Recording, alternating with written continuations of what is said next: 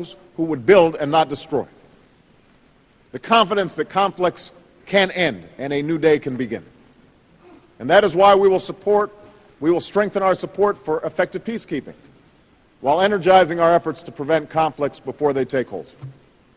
We will pursue a lasting peace in Sudan through support for the people of Darfur and the implementation of the comprehensive peace agreement so that we secure the peace that the Sudanese people deserve. And in countries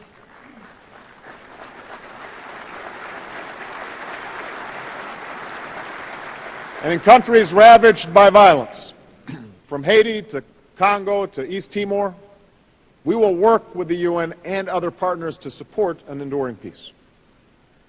I will also continue to seek a just and lasting peace between Israel, Palestine, and the Arab world. We will continue to work on that issue.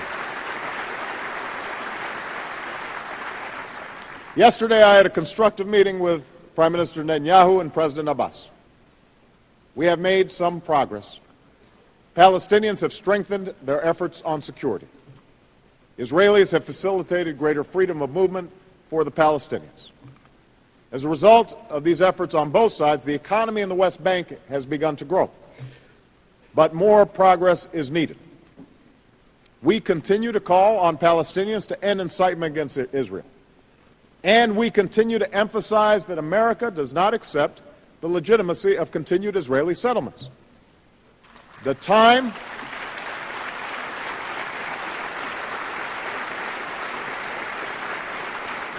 has come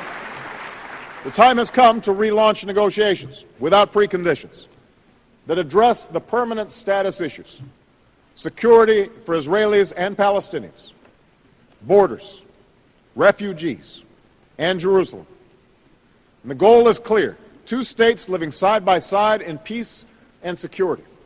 A Jewish state of Israel with true security for all Israelis, and a viable, independent Palestinian state with contiguous territory that ends the occupation that began in 1967 and realizes the potential of the Palestinian people.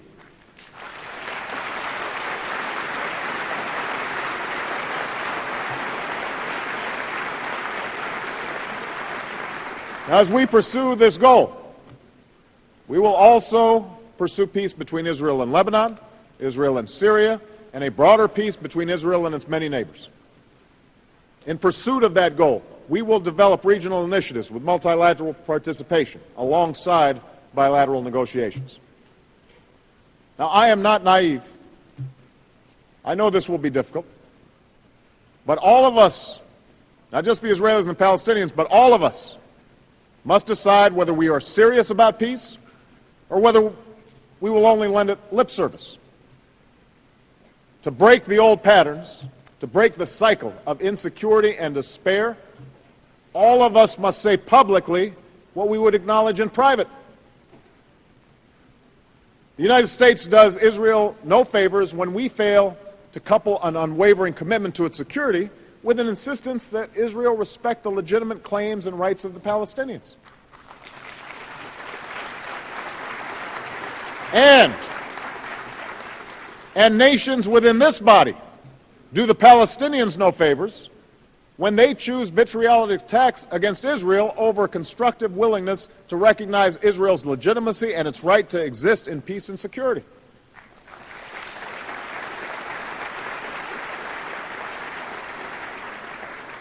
We must remember that the greatest price of this conflict is not paid by us. It's not paid by politicians. It's paid by the Israeli girl in Sderot who closes her eyes in fear that a rocket will take her life in the middle of the night. It's paid for by the Palestinian boy in Gaza who has no clean water and no country to call his own. These are all God's children. And after all the politics and all the posturing, this is about the right of every human being to live with dignity and security. That is a lesson embedded in the three great faiths that call one small slice of earth the Holy Land. And that is why, even though there will be setbacks and false starts and tough days, I will not waver in my pursuit of peace.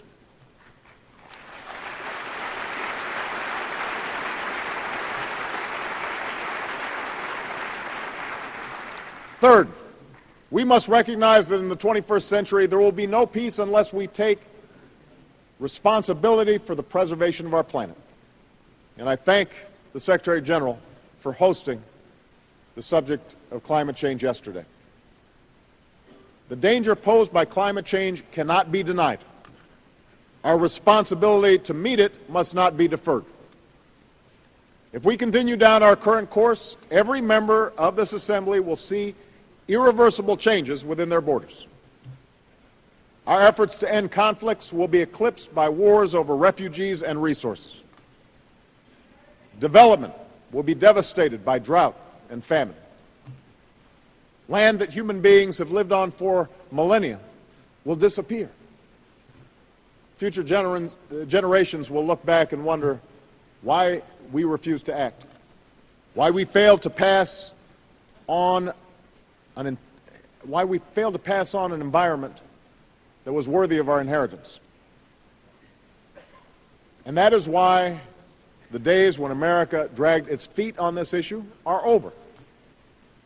We will move forward with investments to transform our energy economy while providing incentives to make clean energy the profitable kind of energy. We will press ahead with deep cuts in emissions to reach the goals that we set for 2020 and eventually 2050.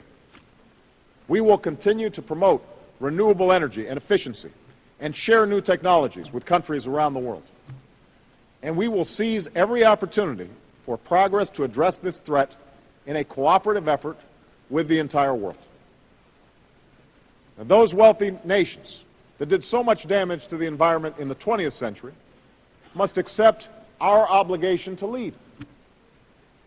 But responsibility does not end there. While we must acknowledge the need for differentiated responses, any effort to curb carbon emissions must include the fast-growing carbon emitters who can do more to reduce their air pollution without inhibiting growth.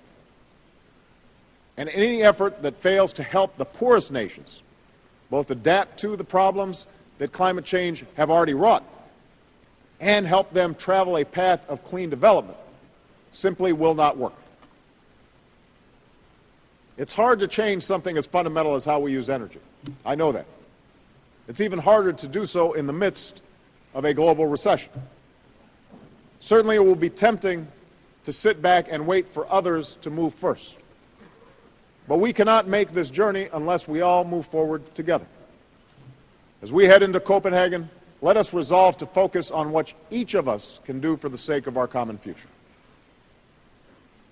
And this leads me to the final pillar that must fortify our future: a global economy that advances opportunity for all people.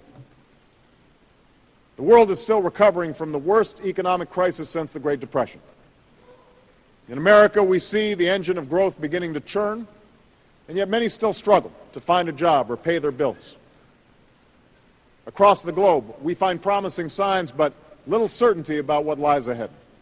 And far too many people, in far too many places, live through the daily crises that challenge our humanity: the despair of an empty stomach, the thirst brought on by dwindling water supplies, the injustice of a child dying from a treatable disease, or a mother losing her life as she gives birth. In Pittsburgh, we will work with the world's largest economies to chart a course for growth that is balanced and sustained. That means vigilance to ensure that we do not let up until our people are back to work. That means taking steps to rekindle demand so that global recovery can be sustained. And that means setting new rules of the road and strengthening regulation for all financial centers so that we put an end to the greed and the excess and the abuse that led us into this disaster and prevent a crisis like this from ever happening again. At a time of such interdependence, we have a moral and pragmatic interest, however, in broader questions of development. The questions of development that existed even before this crisis happened. And so America will continue our historic effort to help people feed themselves. We have set aside $63 billion to carry forward the fight against HIV/AIDS, to end deaths from tuberculosis and malaria, to eradicate polio, and to strengthen public health systems. We are joining with other countries to contribute H1N1 vaccines to the World Health Organization. We will integrate more economies into a system of global trade.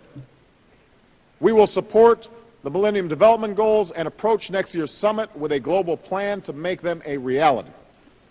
And we will set our sights on the eradication of extreme poverty in our time. Now is the time for all of us to do our part. Growth will not be sustained or shared unless all nations embrace their responsibilities. And that means that wealthy nations must open their markets to more goods and extend a hand to those with less, while reforming international institutions to give more nations a greater voice.